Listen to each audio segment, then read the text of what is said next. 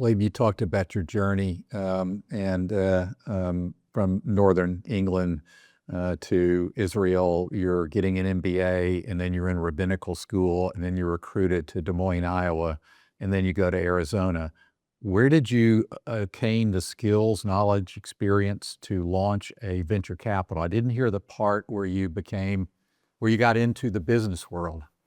So from Des Moines to Arizona in early 2017, I exited my part of the business to my partners, and I wanted to do something that was a passion project, and I launched an organization called the Arizona Israel Technology Alliance. The Arizona Israel Technology Alliance came about through necessity and through demand. I'd become somewhat of a de facto resource within the state of Arizona for initiatives pertaining to commerce, technology, tech transfers between resources, whether it's both in the public and private sector within Arizona and Israel. And so I established a organization called the Arizona Israel Technology Alliance, which was really a trade association that focused on being that middle facilitator between things that we saw a net gain both for the state of Arizona and Israel as well. Through that time, I mean, we got tens of millions of non-dilutive funding on R&D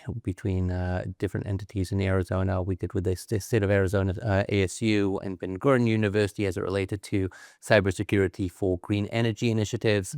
We led the state's largest trade delegation in Arizona's history outside of Mexico. We took 65 people, including several dozen state legislators, to the state of to Israel.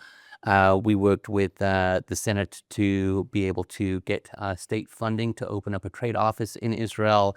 We led many delegations to Israel. We brought many Israeli companies to Arizona, and there was just a lot of good things happening between the two regions, and some of it had to do with the similarities in terms of topography, the landscape, the challenges within the environment, period, in terms of water challenges that we have in Israel and we have in Arizona. If you look at semiconductors, a lot is coming out of Israel, or, aerospace and defense. There was a lot of synergies in those areas. And I started to see a lot of deal flow and a lot of opportunities both in Arizona and Israel. And the more that I looked at it, there was just a lot of information I was seeing that I had the ability to be able to utilize. And so I went and started my own small fund, pre-seed seed stage fund called Aretz Partners. Aretz in Hebrew means the land, and you had the A and the Z at the beginning and the end for Arizona. And I saw an opportunity within these companies because the nonprofit was focused on really everything and anything, not on the investment side.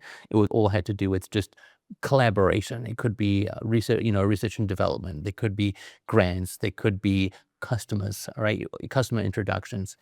And on the investing side, that's where I saw an opportunity, and I set out to raise a small pre-seed seed stage fund. And my attorney on the fund formation side introduced me to another firm in town in Arizona called Greyhawk Capital. Greyhawk has a great reputation, being a very successful fund, and I'll even call them the OGs of venture capital, definitely in Arizona. The firm was founded in 1999.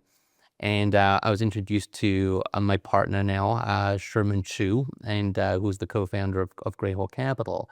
And the more that we got to know each other, I met the firm. We initially was introduced more on the opportunity side, on the deal flow side, and we got to know each other. And then they asked me to join them. They were raising their next fund, and they said, instead of being a solo GP, why don't you come on over to Greyhawk? And that's where I've been since 2018, I believe it is. Yes.